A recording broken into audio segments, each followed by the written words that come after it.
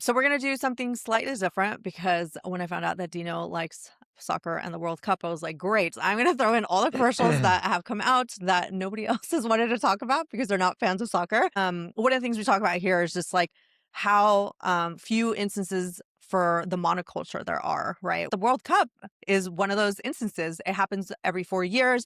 And for the first time since like 94, it's in America. So obviously, a bunch of companies and brands are trying to get in on the American audience. The big one that came across my feed this week was Norway, where this is the first time that they've been in the World Cup since 1998. Which is a huge milestone for them. So basically, they had David Yarrow, this British photographer, take a photo of them all dressed up like Vikings to kind of show, like, this is the Norwegian team. We're coming, to kick everybody's asses, right? The idea stems from a fan moment that has gone viral, which is that fans in the stands have started doing synchronized Viking row chants when they're in the stands against their competitors, mainly Sweden last year. So the Norwegian Football Federation saw it and built their fan campaign around that, where it's like, okay, if that's how you want to see our, soccer stars, like, let's, go full in onto it. So they put out, the photo, yes, but they also did like behind the scenes videos, showing, the soccer players putting on the costumes. You have Erling Haaland, who is, the superstar from Manchester City, but you have all the other players also getting some of that attention, which I thought like was really cool. But it just goes to show that paying attention to your like audience and your community can give you some of the best ideas for your marketing campaigns, because you can just kind of piggyback on what they've already come up with for you. And it shows that like not only are you paying attention to them and what they're doing organically, like this Viking rowing chant, but you care about them because you're taking their idea and like running with it and like really making it into a thing. And I thought it was also a brilliant way to get the players and their mindset to be like, yeah, we're fucking Vikings. We're coming for like, all these like teams and we're going to like maul them down. So I thought it was like really cool also for like their mentality as well. So I'm predicting that Norway is probably going to do pretty well, at least in the group stages. But Dino, did you see this marketing campaign and what did you think? I mean, I know if I was on the Norwegian national team, I'd be fired up. If you hear your right. crowd, doing the rowing chant, and you've just done this awesome photo shoot, and you're dressed up like a Viking, and it's the first time you're in the World Cup in so long. Mm-hmm. And then you look at the photo of some of the other countries' national teams, like people were comparing. I saw social media posts comparing side by side the French national team and the Norwegian one. Obviously, Uh-huh. it's night and day. But Mm-hmm. what was interesting to me, as soon as you said it, I mean, I work for a Norwegian company, and there's a lot of. We actually just partnered with the USC on a report about polarization and how brands are not stepping in on social issues as much anymore. And as soon as I saw this, and I thought, oh, interesting that they're not worried about the connection with Vikings and the history and so on and so forth. But like you said, this is a lesson in knowing your audience. Mm-hmm. They didn't do this for the rest of the world, Mm-hmm. for the people that the Vikings conquered, or for the woke left social media people who are going to react and say, well, how could you praise, what Vikings did or whatever. Mm-hmm. This is for the people of Norway. It's the first Mm-hmm. time that they've been in the World Cup since 98. They want to get fired up. They're proud of their heritage. And Mm-hmm. so they wore it loud and proud. And they got some criticism for it. I analyzed it. Like there is a little bit, but they don't care. They're just trying to fire up their team and Yeah. win. And also, it's not a brand, right? Mm-hmm. It's not like a company decided to do this because they're trying to sell more product. Right. It's the national team. They're just Yeah. trying to bring everyone together. And it's a small country. It's only like 3.5 million people.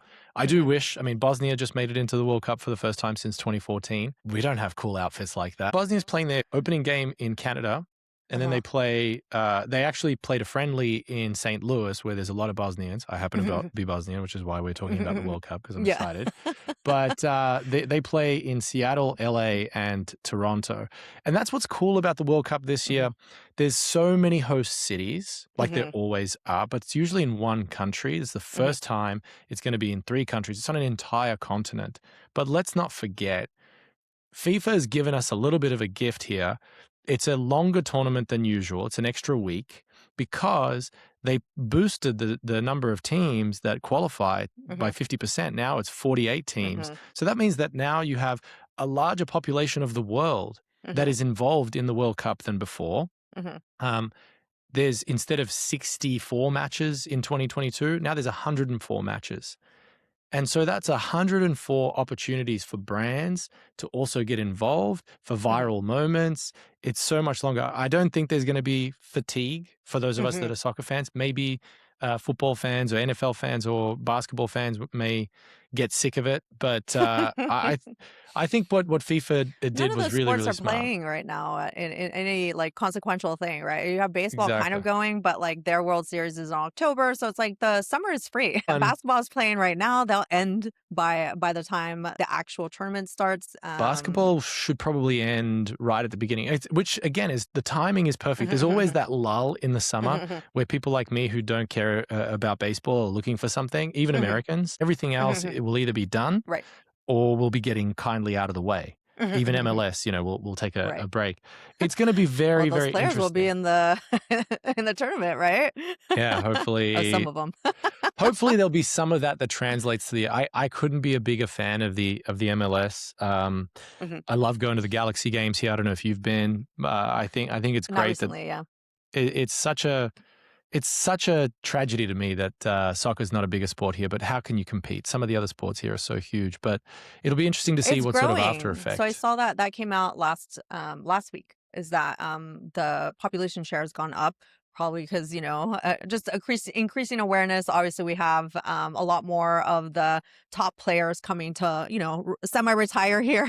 Hmm. We had Messi, Beckham, and, obviously everything that's happening in Miami FC. We have the immigrant populations that are continuing to grow. And like, those are the kids where, they grew up with it. They're excited about it and want to, to see it. That's kind of what's also been interesting about like the ads that are, coming out. One thing that I've noticed is how much it's relying on those older like soccer stars from, like, I'd say my generation, the Messi's, Cristiano Ronaldo, right? Like that's who were in these other 2 commercials that I wanted to bring up, which was the Adidas versus Nike. The Adidas one came out like 2 weeks ago, and that was like Timothy Chalamet, Mm. coming out. It was like a whole like narrative story of Who did he like, have in the back? It was Mbappe or someone? Yeah, uh-huh, they uh-huh. always. I love the ads. I really liked the Yeah. Adidas one, but the Nike one, the Yeah, the 6 minute Nike one, Nike. right? So that Holy one just came moly! out.